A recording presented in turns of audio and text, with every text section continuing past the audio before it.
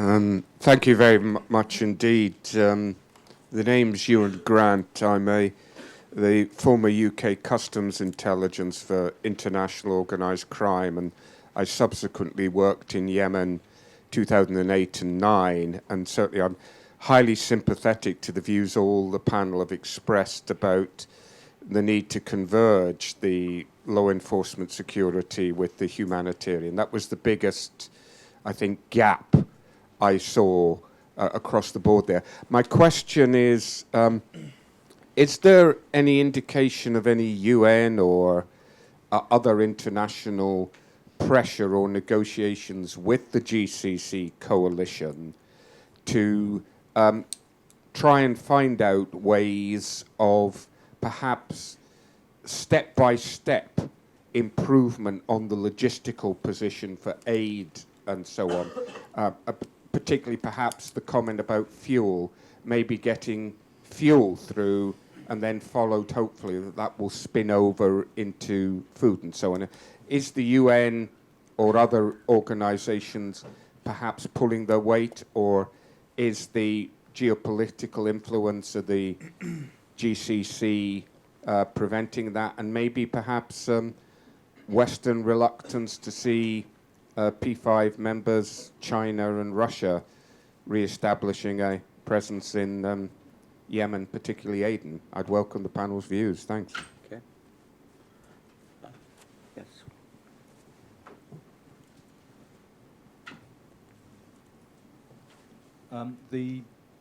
Just working? The Saudi-led Sunni Arab coalition is a very long-winded way of putting it, so it's quite tempting to describe it as GCC. Technically, that's not true. Oman is not a belligerent party to the conflict. And I just wondered whether you would like to expand on the possibility of Oman, which is neither Sunni nor Shia, and has a very long-standing aggressive neutrality, a la Switzerland, in the region. What possibilities there are for Oman to play a leading role, subject to His Majesty's continual survival? Okay. And yes, number 3 here. I'll come. We have 40 minutes, so I hope to come to everybody. Thanks, Son. My name is Hassan Al-Damaluji, and I run the Middle East program for the Bill and Melinda Gates Foundation. Prior to that, I did spend a year, not in my current role, but living in Yemen and working on an economic strategy for the government prior to in 2009-10. Thanks for all of your comments, and just to start by echoing the tragedy of the situation that should always be borne in mind as a preface to any comments. One small question, if there's anyone who feels the ability to answer it.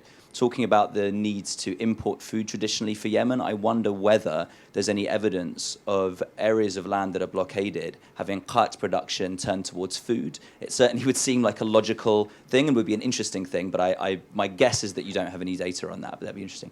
A broader point, there was comments about the international community and their role.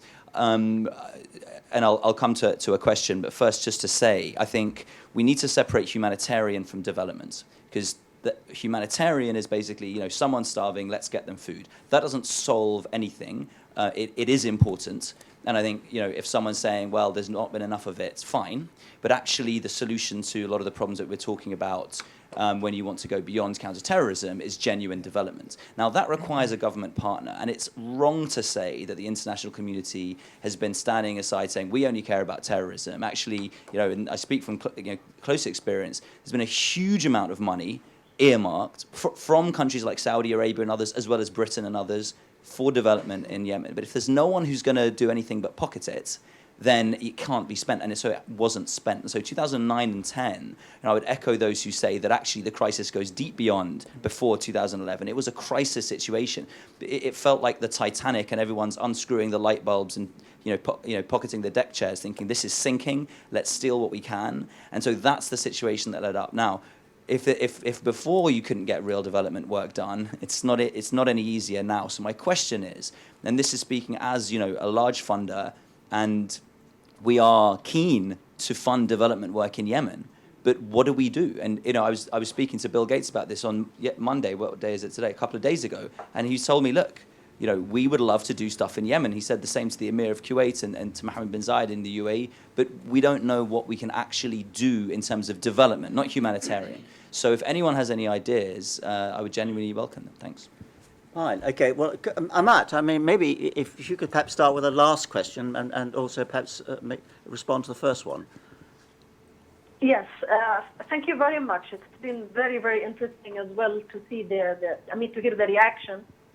For the last question, I think there is a lot to be done actually by humanitarians to start with, of course, excuse me, and also by development. And by that I mean, you know, the difference and the line is very thin between the humanitarian needs in Yemen and between that of the basic development projects, because the economy of Yemen and the infrastructure in Yemen, they are both not within the same sense that you would think of. For example, you know, the basic services for health or education or water or even actually it could go on and say even in airports and seaports. Sure. The infrastructure, all of them are so weak. Many of them have been too old, not really functioning, working well. And we can, of course, do as we usually do as people who work on these two major fields when you have this overlapping kind of help. So, for example, this war, unfortunately, has led to a major destruction in both health system, which was weak, again, I have to really focus on that. And, of course, until today, for example, you have barely one or two major hospitals working in the entire Yemen. And this is, of course, very telling, but this is a situation where you really can start even by injecting through the humanitarian help to start with. Again, as I said, the line is very thin between these two, basic division, humanitarian and development. So in the beginning, whatever help you are going to be able to support the Yemeni population, especially in the most damaged areas and regions. Saada is a case in point. Taiz is going to be way more complicated and difficult and dire too, because this is also a governorate of 4 million people who are really, really struggling for the 5th consecutive month to get even a drop of water. And of course, before that, many hospitals have been also targeted, including, as you recall, also a facility of Médecins Sans Frontières. And before that, there was another one, which was also unfortunately targeted in Saada. So you have literally nothing in the ground.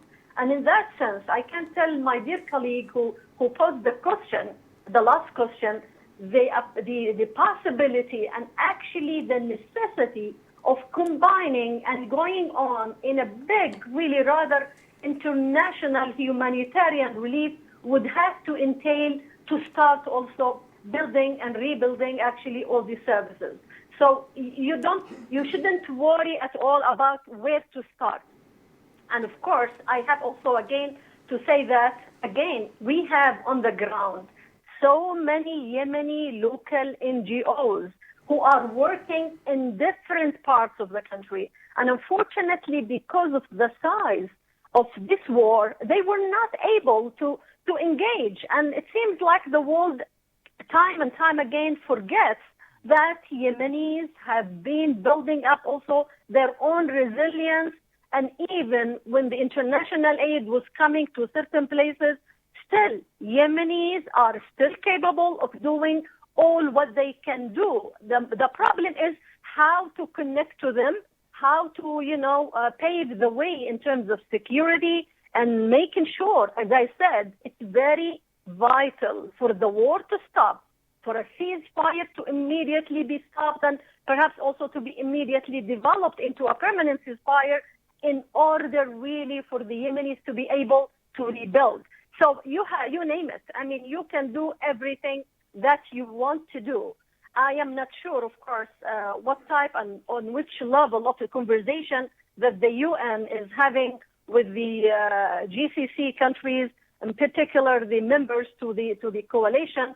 on terms of how to really increase and accelerate and open the blockade. Again, this is a very, very basic thing, and not just only to bring, the humanitarian relief, because how can you then start about rebuilding anything if you are not allowing, for example, the private sector in Yemen, who has actually announced that they are going to stop, if not so many of them have already stopped their activities because so many factories have been targeted, no circulation of hard currency, no movement, the unemployment is on the rise. So I would say, unfortunately, again, when people speak about engagement or less engagement, I am sorry to say that many, many countries, especially countries who always have been seen as the friends of Yemen, have unfortunately decided in a way or the other, let's put it even mildly, they have decided not to engage. They decided on disengagement with Yemen at a very critical moment, and that has to be reversed. And I think we should really be very, very open about it, because this is it. When you don't have serious engagement, then you cannot talk about anything else. And I think I should stop here too. Yeah, well, thank you very much. There is actually worth pointing out the Executive Bureau that Ahmad headed was actually designed, to meet your last point, just make sure things don't get absorbed by the system, to put it that way. So, did you want to say something on this, Bala? I want to point out it's the issue of Sunni-Shia war. It's not, yes, it's an element, but it's not the driving force behind the conflict in Yemen. Let's not forget the main man behind all the war that's happening right now is Ali Abdullah Saleh. He doesn't go by the Sunni-Shia agenda. He has a deep interest, a genuine interest into reinstating his family back in power. And if that not being issued because we think it's a Sunni issue problem, so let's just bring. I agree on the point of Oman could definitely play a very positive role into the mediations. Maybe because it hasn't taken part in the Saudi-led coalition. The second point I want to say is, whenever we say the end of the war, I want to emphasize that we mean the end of the war, not just the airstrikes, because this has been the misconception of that just ending the airstrikes is going to end the war. That's not correct. Ending the airstrike should happen with a comprehensive plan on the ground on how the Houthis are going to withdraw from all cities. The Houthis need to withdraw, and there should be a clear plan on how they're going to get disarmed from heavy ammunition. This is the serious problem that is facing the many Yemenis today, because the airstrikes can stop, but that doesn't mean that the war is going to stop. Finally, I want to say this. I agree with your point. I think right now, if the war didn't end, we cannot talk into a development program. But a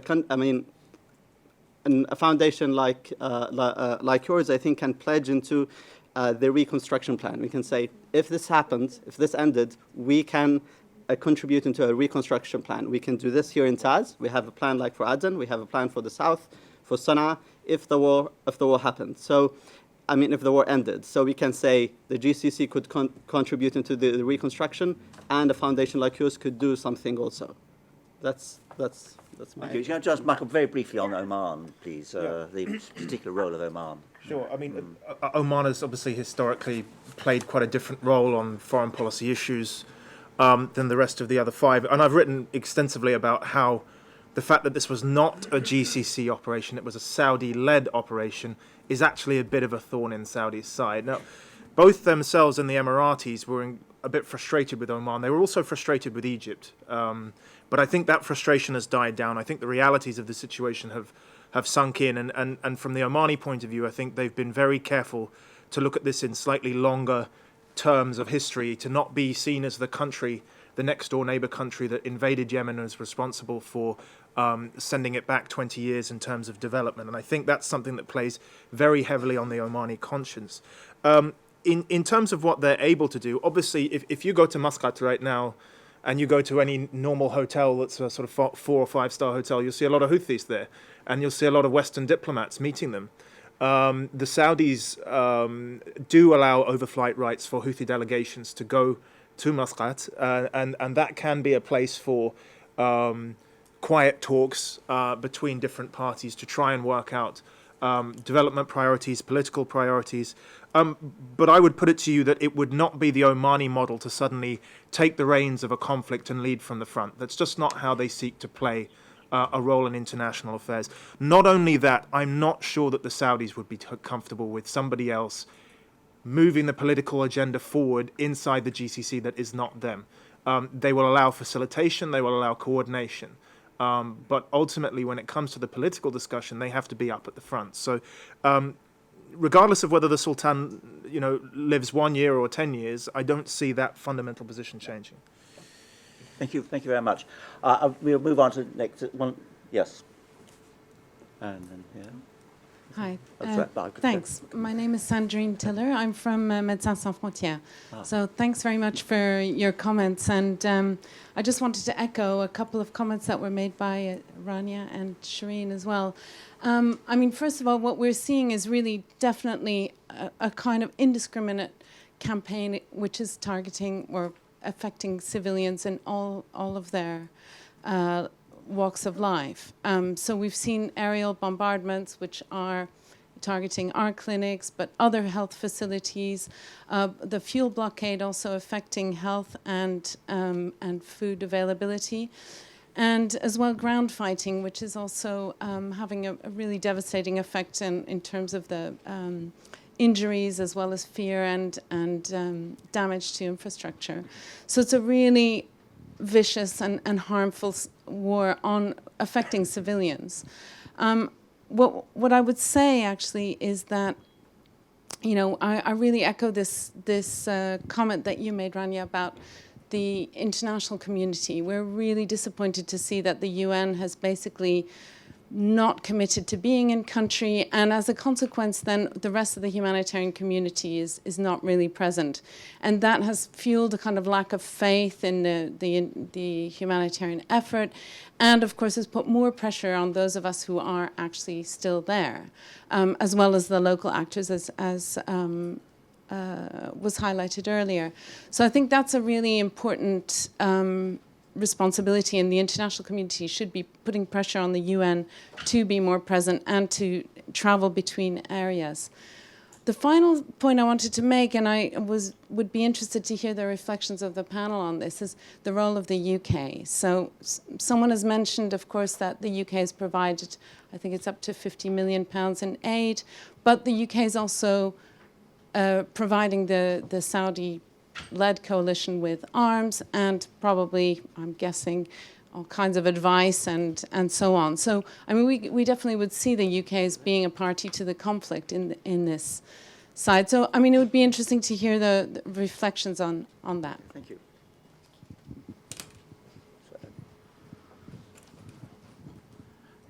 Thank you very much. My name's John Gibb. And I worked on the Yemen and in the Yemen in the 90s on the development front. And I just want to say, perhaps echoing others, but the dates of sort of 2011 and 2014 have been mentioned as sort of baselines. But in fact, for the Yemen, they've had their development and their governance has been atrocious for years and years. I mean, even when I worked there, the health and the education and other human development indicators were right down there. And there was very little being done. There was certainly very little being done by the government of the Yemen. They seemed to think that everybody else was going to rally round, and unfortunately they don't. And the other thing that I think needs to be taken into account, and I think one or two of the speakers have noted this, is that the Yemen sort of falls into under the same heading as the Maghreb and Mashraq states, which again have just for years and years until the so-called Arab Spring were allowed just to carry on with absolutely atrocious government without any attempt to try and address some of the fundamental problems and challenges for those populations. And now everybody is paying the price. So this has been very interesting, nothing new today, but it just drives home the point that Yemen is very much getting very, very close to being a fragile state. So my question is, at what juncture, how would the panel want to approach improving the governance in the country? Because until the governance is improved, and perhaps even regionally, then I can't see, development organizations will not be able to justify putting in more than humanitarian finance. And so this cycle will just continue. Thank you. For those online, I can I've take got that your questions, question. and next round I'll can take include them. Can I answer the question? No, in regards to can the you hold on, government? Ahmad? We've got one more question to come. Yeah. Thank you. Hi, Sure. my name is Najah, and I'm a development researcher. I was wondering if the panelists are optimistic with the coming negotiations, given the fact that there are other important players who are not there on the table. And I was wondering what was Iran's role, given the fact that Saudi Arabia has been mentioned a couple of times, but Iran's role is on the back scene, although we might agree with me or not, but Iran is playing a role in this war in Yemen. And my other question was, the international community will only look at Yemen if we export terrorists or refugees. And this is the case in Syria, as long as refugees have not been exported yet. So I don't think Yemen is playing a big role in their agenda. What is your comment on that? Thank you. Okay, thank you. Right. Would you like to take the one on the UK then? On the please? UK, I mean, it's a very good question. Yeah, basically, the UK has been providing weapons and shouting it on rooftops because they have the right to sell weapons, which is true. However, the UK was one of the brokers of the Arms Trade Treaty, and the Arms Trade Treaty does not speak of evidence of international humanitarian law violations in order to stop the sales of weapons. It speaks of risk. This is a very important element which has been totally disregarded by the UK. They keep responding to allegations of human rights violation and IHL violations that you have no evidence. They do not need evidence. The fact that there has been several clinics of international organizations, medical units hit, the fact that Saada was designated a military target, these are enough risks, these are enough ground to provide for the risk element.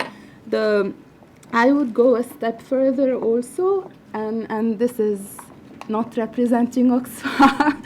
So I would actually pose the question of whether the UK and the US are co-belligerents in the conflict and what their military involvement is, because there's one thing of selling weapons, there's another thing of providing either military intelligence or rescue operations or liaison. I mean, we know the UK has a liaison officer sitting in Jeddah. It doesn't mean they are taking part in the operations, but their level of involvement, I would ask from an IHL background, whether they are themselves liable under international humanitarian law, and I would say yes. So I think they need to instigate their own investigations rather than take assurances from the Saudi-led coalition, which is what they have been doing. And I want to take this again a step further and say that basically the disability at the level of the Security Council and the Human Rights Council has mainly been moved by the permanent members, by the UK and the US. They have not been pushing for Yemen. The resolution of the Security Council did not have any humanitarian considerations in its basis. And lately in September, a Netherlands draft resolution on Yemen asking for independent investigations into human rights violations and international humanitarian law violations got zero support from the UK and the US, which pushed to the adoption of a Saudi-Yemen brokered resolution, which goes all against all the principles of human rights, that you get one party to the conflict brokering a resolution on human rights in the country. Thank you. Ahmad, did you want to comment on one of the questions? Yes, I wanted to agree with the gentleman who spoke about the responsibility of the Yemeni authorities and governments. And yes, I agree with you. Also, the biggest part and the biggest share of responsibility to the failure in the development and also in setting up actually national strategies on fighting poverty, unemployment, children's, malnutrition, and the rest of the other elements of the Yemeni society all have to be seen through the responsibility of the different Yemeni authorities. And this is very important as well, even in carrying the responsibility to the current situation too.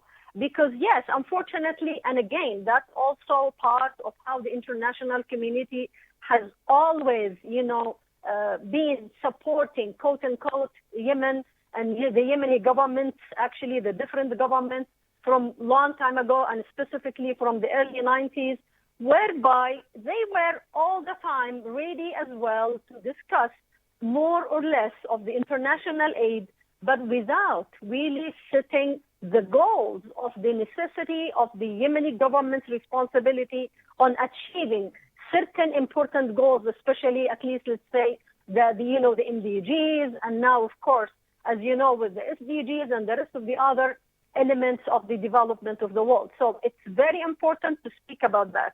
And last question, and on the possibilities still of how the GCC countries can really help Yemen.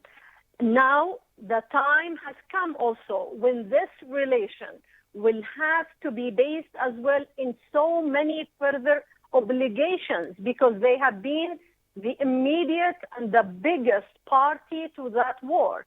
So their way even of tackling the previous issues of underdevelopment, humanitarian relief, etc., in addition to all the principles that everybody was speaking about, I think there will be just more than necessary really for the GCC countries to help the government who is going to come out, or any authority that will come out of the current war, to help the government to be able to pay salaries for public employees. As you know, people are on the verge of not getting paid. In addition to that, the different, levels of income and the stoppage of the oil production, the pipelines are not moving. So there is a huge responsibility where I think there will have to be a different way of tackling these issues, ways that will really prevent, hopefully, anything from reoccurring in my country. But of course, with full responsibility of the Yemeni national authorities, who has been very, very, important elements in the current really failure of development, I must say. Yes, well, thank you, Madam. It's a very, very important point on the Yemen. Yemen government for the last 20 years has really been highly dependent on income from oil and gas. And of course, that has been affected by production running out, very low oil prices, and little exploration. So it's going to be a major problem getting that bit of the economy going again. Just because there are a lot of questions coming up, so I'm going to ask Michael to say something briefly about Iran. Yeah, first of all, I'll deal with the UK issue. I think what Rania and others were referring to was the shipment of 400 paved way 4 air-to-ground missiles in July to the Saudi Air Force. Look, there's a conundrum here. We obviously have contractual agreements with the Saudis. Those are ongoing and have been ongoing, particularly since the Al Salam deal was signed back in 2006. Here's the issue. Our relationship with the GCC states was premised often on providing them with tools of defense and telling them that if they were worried about the security of the region, they should do more to protect themselves, and that we would be doing less on our side to be looking after their problems. The issue is that I think at the time things like the Al Salam deal were signed, we were not, frankly, anticipating what came in 2011 and what's happened since with the Iran nuclear deal. And there is a shift in paradigm where we've gone from being seen as protectors of the Gulf states to enablers of their military action outside of their normal jurisdictions. I think this is definitely a debate, particularly in the security sphere, that we have to consider. I think it's highly problematic. I think that the Foreign Secretary, Philip Hammond, has been very clear that an inquiry does need to be launched. And I think this is very new territory for the UK government. I know that from a Yemeni perspective, it's probably not enough, but foreign policy moves slow, and you just have to talk to Syrians about that. So what I would say is that there is deep discomfort within the UK government about the situation in Yemen and the UK's role in enabling some of the humanitarian suffering you're seeing there, and it's being expressed openly by government officials. So that is a change, and I would agree it's uncomfortable. With regards to Iran, you asked a question here. I mean, there's documents going back for 30 years about Iranian interference, and Ali Abdullah Saleh talking to the Americans and saying, look, the Iranians are here, they're everywhere. I've actually had a chance to speak to the Iranians about their own views on this. And they were quite clear to me, which is that you want us to go into Yemen? Are you crazy? There's no way that we'd be able to stabilize someone like Yemen. We can't even stabilize Iraq and Syria. So, one, they're overstretched at the moment. There's not much they could do in terms of deploying militarily. And one of the reasons the Saudis, of course, give for the blockade is to stop any external Iranian interference coming in. From that perspective, from that goal alone, not the humanitarian goal, the blockade has been successful in stopping Iranian interference since it was put in place. We have not seen any attempts by the Iranians since I think there was a plane tried to land in Sana'a, wasn't there? And it was turned back. Since then, the Iranians have stopped playing their games. Having said that, there is evidence, of course, that there were various Houthis being entertained in Iran that received support from the IRGC, and that there were attempts to, how should we say, make Zaydis more Ithna Ashari, which is 12er Shia for those that don't know. And so there was an attempt by the Iranians to sort of change the Houthis or the Zaydis into their own image, and that certainly has taken place. With regards to their strategic influence on the conflict, I'd say it's pretty low. I think their ability to impact the politics of the conflict now is also pretty low. So I would just leave it at that, I think. Okay. Thank you very much. I always characterize Iran's activity in Yemen as being low risk, low cost. They can do quite a lot for very little money and without risking any repercussions. The first question I'm going to take is coming from the internet this time. It's from Musa Alaya, who specializes in international development at Radboud University in the Netherlands. He'd like to ask, what are the main weaknesses and strengths of the Yemeni national dialogue? And if you are selected to join an NDC now, how would it be different? Because that's quite a pretty relevant question, because we could well see, I suppose, some revival of the NDC in the next future. So two people can, but before to deal with that, I want two more questions to the room, please. Sorry. Right. I see, yes, please, the lady there, Thanos, and the gentleman there. Yes, sorry, yes, you there. Sorry, I could, yeah, thank you. Okay. Hello, my name's Eleanor. I work for the International Bar Association on a project called Eyewitness to Atrocities. I'm interested in whether there are groups other than MSF who are documenting the violations of IHL going on in Yemen at the moment. That's it, really. Okay, thank you. Hi, I'm Thanos Petouris. I study the southern part of Yemen mainly. My question is, what kind of indications do you have now from the warring parties and the different political parties in Yemen that they're willing to come to the negotiating table and have an honest discussion with each other? And a very short comment about future kind of development projects. I think part of the problem might be that the international organizations are focusing too much on the government and the state and its structures. It might take quite a few years, if not decades, for the Yemeni state to be able to regain its control over the whole of the territory. And Yemen is well known for local organizations, local communities that can provide aid and development directly to the community. So I wonder whether this shift ought also to happen in Western thinking about how to develop and help Yemen. Yeah, okay.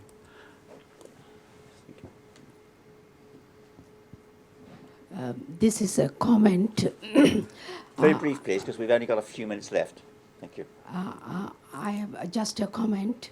I am making this comment as a Sri Lankan Tamil. I understand the situation very well. And I am a systems theorist. And we are not solving problems, increasing complexity of the world. We need to increase the efficiency of the Security Council and the Human Rights Council. We need to give more responsibility to the regions which are not taking any responsibility now in solving or trying to help the conflict areas in their regions. Thank you. Thank you very much. I'll come to the other question in a minute. So there's three there. Amat, would you like to start on the NDC? National Dialogue Conference? Yeah. Yes, I think, although I think Bara would be much better than me, but let's stay here. Quickly, I think the NDC is flawed. I mean, of course, the NDC had so many positive as well outcomes, and you have cited them in the morning. And I think if anything now is going to happen, of course, after the negotiations or after the meeting in Geneva, because we don't know, to start with actually whether the parties to war are really so enthusiastically serious about it or not. But we would like to see that they are more than enthusiastic and they have to go. And I am a little bit optimistic, let me say, at least because when I hear from the Kingdom of Saudi Arabia's officials that they are now really almost saying clearly it is about time really for the political solution to start. And I am serious. To hear that is something really important for me because we haven't been hearing it in the last few other two, attempts to hold the talks. So this is very important. But of course, we put the Yemeni parties to war. The more accountability as well on their side, because they have to remember that this is how the history is going to judge them. And it is really the responsibility that they have to bear for those who are being killed, for those whose houses are being destroyed, for all the stoppage of the ordinary cycle of life. So I think in that sense, we have to continue to hope that they are going to go to it and they are going to reach a solution, no matter how difficult or complex, but it is very important to have the political willingness for it.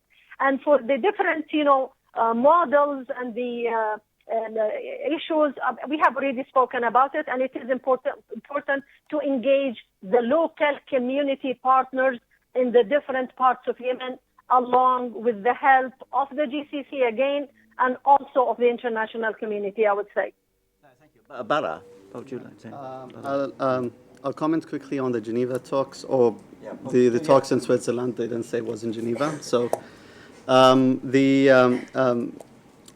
try to be a bit realistic. I don't think anything will happen in Geneva talks. Yes, they might meet. Yes, they might take pictures together. But I don't think anything serious will have, as a result, at least of this round of these rounds of talks. It's important to note that it's simply because the Houthis and Saleh right now don't feel pressured, at least in Taz, that they're about to get defeated. So they need to actually give compromises that they're willing to accept a deal that they would play a part in, but with a sharing agreement with all the political parties. They still believe until today that they can regain Taz and they can eventually go to Lahaj. That's that's south. And if that's the situation, that doesn't help the talks. Unfortunately, because of the complexity of the situation, I think the role of I agree totally with my colleague Amtal Ali Massouswa, that the role of the GCC is also important. Yemen have demanded for quite some time to be part of the GCC. And have highly been dependent on oil coming from the GCC, but also not just oil, but also money. I mean, just in 2014, $2 billion just came from Saudi Arabia alone. There is a definite role, there's a bigger role to do by the GCC, and I think it's actually time for the Saudis and the rest of the GCC countries to consider lifting at least some of the measures that they imposed after 1990 regarding the labor exchange between Yemen and the GCC. The root problem of Yemen is economical. Yes, there is a political problem. Yes, the situation is complicated. But even if the problem gets solved today, the root problem, the economical problem, won't be solved. Quickly, just on the NDC, because the question was on the NDC. The NDC. I think the role of the NDC was to bring the different parts together, and that happened. I think, again, if another round of negotiations happened, I would still be there. But the problem is that in a time of conflict, actually, people are more not interested in what the women would say, what the youth would say, what the civil society would say. They're interested in what the different parts, the stakeholders of the conflict, the actual people who are fighting would say. Saying that, I would say, if there was another round of a similar negotiations like the national dialogue, you should include the local actors. I would say people from the ground, and it's a way of looking to Yemen from a different angle. Look at it as you try to build from the bottom up. Try to build the local security from the bottom up. The way it's not going from a very high level and going down, but rather work from like the security of Aden, the policing of Aden, and then build it up as you go forward. And then while you're doing that, you need to include the main actor, which is the people of Aden. So they have people like from the Hirak who are present in Aden, or the Hirak from Lahaj, and then keep going forward. I think it's hard, but I do believe it's not impossible. No, that's an important point. Because one of the effects of this war is to empower a lot of local groups, and that this is going to be a real problem. I think actually trying to put the country together again in areas of the country where there's not much government in the first place. Just one, I mean, it's a slight diversion, but do you actually think the GCC would welcome Yemen as a member? Well, there was a lot of talk in Al Arabiya, wasn't there? And all the sort of standard Saudi op-ed writers started saying, yes, we should bring Yemen into the GCC. The first thing I thought about was, what, you're going to welcome 23 million Yemenis as workers? Maybe they'll have to throw out more Ethiopians first to make room for them. And that's a barbed comment, yes, because the nationalization programs which are going on in terms of employment are prioritizing GCC naturalized citizens, born citizens, over those people that come in as expatriate workers. Now, would the inclusion of the Yemenis into that equation solve some of the labor issues that you've got? Well, if you want Yemenis to be working on football stadiums in Qatar, I mean, fine, but we all know how well that's going at the moment. Would that bring benefits for Yemen in the way that it has done for some people in India, but bringing accordant human rights issues? That's a decision for the Yemenis themselves to take, but ultimately I would say that it's a conversation that will be going on for quite some time without resolution. Can I say quickly? Just very quick. Yes, it's a conversation, so yes. What I say is when we say lifting the many of the measures that the GCC have imposed after 1990, the situation before 1990 that Yemenis were allowed to work inside Saudi, but they were treated as Saudi citizens. So they have equal rights as Saudi citizens. When they say that they want to be included into the GCC, they're also saying that because what happened is that many of those people were sending money back home. It means like there's a currency flow coming back, there's money coming back, and it helps the economy. Yeah. The deficit that happened to the economy, the big hit that happened in 1990, Yemen haven't recovered until 2011, and it's still going on until today. Okay, I must say one sentence. Can hold on, Hamad, please. Hold on, I'll try and come back to you in a minute. Sorry. Okay. Shireen. Okay. Okay, I wanted to chime in on a number of points, honestly. So I'll be very, very brief. Mm-hmm. Okay. You need to be very brief. One, with regards to Oman, the fact that it's not part of the conflict does not mean that it's an active part of the solution. And I think this is an important point to make. The fact that they're not part of the Saudi-led coalition does not necessarily mean that they are going to help actively with brokering a solution. What I have heard recently from humanitarians at the borders between Oman and Yemen is that not all the aid is allowed through, okay? Because they do not want to upset the Saudi-led coalition. So in fact, by not taking a stance does not mean that they are actively, that they can be part of the solution. So this is Oman. The other thing about humanitarians and development and the need to disaggregate the humanitarian aspect from the long-term development questions. I actually think this is a luxury that we cannot afford when it comes to Yemen, and I think that humanitarians need to start talking to development practitioners, and development needs to communicate with the humanitarians, because they cannot be dissociated from one another. When you do not have hospitals, when the infrastructure has been completely destroyed, putting back that infrastructure is humanitarian, but it also has like long-term development objectives. So I don't think we have that luxury anymore. The other point is the role of the United Kingdom, the UK government, and the British stance. Britain has a very clear position that is supportive of the Saudi-led coalition against Yemen. But there isn't the same amount of clarity when it comes to the violation of international humanitarian law. Why is there no clarity on that? Okay? Why is there no clarity on the need for accountability? So I do think that Britain can do much more when it comes to exercising pressure on Saudi Arabia when it comes to the violations that are taking place on the ground. Iran and the economic blockade, I disagree with you in part, because I do think that, yes, the blockade may have prevented the distribution of weapons through the ports from Iran to Yemen, but the gains made there cannot be equal to the amount of losses that have been made to the private sector, to the humanitarian loss. You have 20 million people in need of humanitarian assistance in Yemen, 10 million children. You cannot compare one to the other just because you want to block Iran. So those are some of the comments I need to make. Finally, on the human rights point, yeah. Yes. I just I want to clarify and forgive MSF. I'm a former MSF, so I can speak on. But humanitarian organizations, it is not their job to document international humanitarian law violations. So it is not MSF or Oxfam who is in charge or doing that documentation. There has been organizations like Amnesty International, like Human Rights Watch, who have been in country, who have issued specific reports documenting specific attacks and cases where there are clear allegations of IHL violations. There are a lot of local organizations who are trying to make efforts to fill in that gap.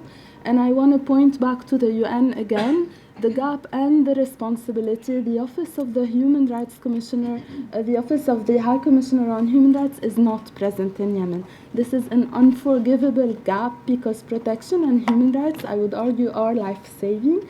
So it is a special recommendation to have them back in the country doing their job, which is documenting, because it has a protection purpose, basically. And Barra, which will have to be your final comment. I think you have some direct experience of this in Yemen, so perhaps you just we have obviously, I would say many organizations have really lost count when it comes to violations of IHL.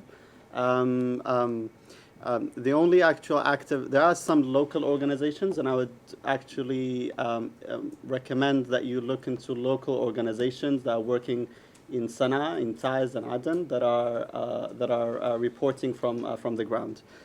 There's also Amnesty and Human Rights Watch are working on documenting as much as possible. But unfortunately, I would say there isn't any organization right now that is actually documenting on a daily basis, or at least on a regular basis, the violations committed on the ground. Thank you. Amat, it has to be the final word from you. Would you like to say comment on this? Yes. Two things. One, on the human rights violations, definitely the local parties to war have committed from their sides, both, we have to say that, different crimes against their people, against also even the rules of conducting war. And I think the only way to go beyond this war is really to put those who have committed such things after really forming international independent investigation committees, and what has been announced as just national commission in that regard, because this is very, very important in order for us to move forward. The second one, I think it's in regards actually to the question of the integration of the Yemeni society or of the Yemeni people into the GCC countries. Let's remember, after 1990, immediately few months after the Yemeni unification, we know that the Saddam Hussein went into Kuwait when he invaded it, and the Saleh administration that time decided not to be part of the Arab coalition, to pushing him out of Kuwait, and immediately many sanctions have been implemented on Yemenis, including the really restrictions of Yemeni migrants going to the Gulf.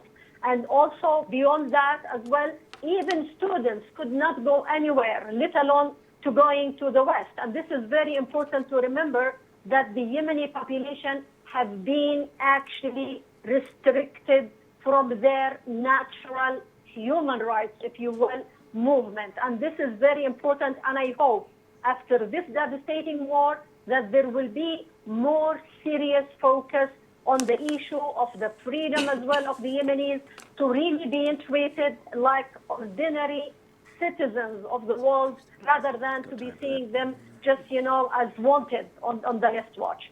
So I think it's very, very important, because that will have a great impact, because Yemenis do not want to just become recipients, passive recipients of humanitarian aid, if they can really work, if they are available to go places and do their job.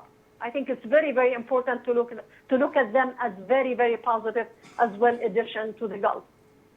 Thank you very much, Art. I'm afraid that there's no time for further questions, but you're all welcome to stay for coffee and engage with the panelists here. I hope you found it a useful and rewarding discussion. It's always difficult in Yemen, because I always think in Yemen the pessimists are always right. It's quite difficult for someone like myself, who tends to be an optimist. But I actually, there is some, I think the fact that there are going to be negotiations, they may not be, I'd rather agree with Barat, in this round, it may not see much development. But if we do see a humanitarian ceasefire, even as a short one, it's a positive step. And I think the slightly encouraging thing is that all parties do actually recognise, I think, they're not going to win this war. Which is, and the logical conclusion for that is that you move to peace and start looking at the humanitarian issues, and as you say, and development. But thank you very much. Thank you. No, I want to say thank you to you for chairing the meeting so adroitly and professionally. So thank you very much. And just a couple of quick thoughts. First of all, we have lots of interesting debates in this room, but this debate has been interesting in a way that's different than a lot of what we do in ODI, because I do think it's brought together the foreign policy agenda and the security agenda with the development agenda in a way that we all need to get better at, actually. So I wanted to say a huge thank you to all of the panelists for that. Just for me, there are a couple of take-home messages from this, which is, at some point, Amat mentioned the Sustainable Development Goals, the eradication of poverty, no child dying from avoidable causes and so on. When you look at what's happening in Yemen, the gap between that aspiration and where we are, if we can't address these issues, is so vast that I think it demands that the international community look very seriously at problems like this. Because I think the one thing we know from research and development is that you don't get rapid development in conflict, insecure environments like this. But we also know that you don't get security without putting in place the structures, the institutions that at least offer the hope of a better future. And I think clearly, all of the speakers have addressed that in different ways. And another point that I take home, and Shireen and others made this, is that, if every problem looks like a nail, you're going to go and run for a hammer. And, if every issue looks like a counter-terrorism, Al-Qaeda issue, or like an Iran problem, or like a Saudi takeover problem, you're probably going to pull the wrong policy levers. And I think a lot of the wrong policy levers are being pulled in this context. The final point, and Matt and Rania and all of you made this, that, I think we do have a real crisis of impunity in key areas of international human rights law. And it's not just humanitarian law, actually. That, you know, you've got every government in the world has signed, minus the United States, actually, but almost every government in the world has signed up for the Convention on the Rights of the Child. Almost every government has signed up against these 6 gross violations of child rights. And I think what we see unfolding in Yemen is a sense of impunity on the part of all of the actors in the armed conflict. That, you know, that you can block humanitarian aid, you can bomb a school, you know, you can target a primary health clinic, you can target a residential area in the vague belief that maybe someone who's part of your problem is there. And I think these are crimes. And I think they have to be treated as crimes, and the crisis, the impunity has to be challenged. And it does seem to me that's one of the areas that, you know, I hope maybe in future events that we'll organise with RUSI and others that we can address that. But so thank you to all of the panel, and thank you to all of you for great questions as well. Thank you.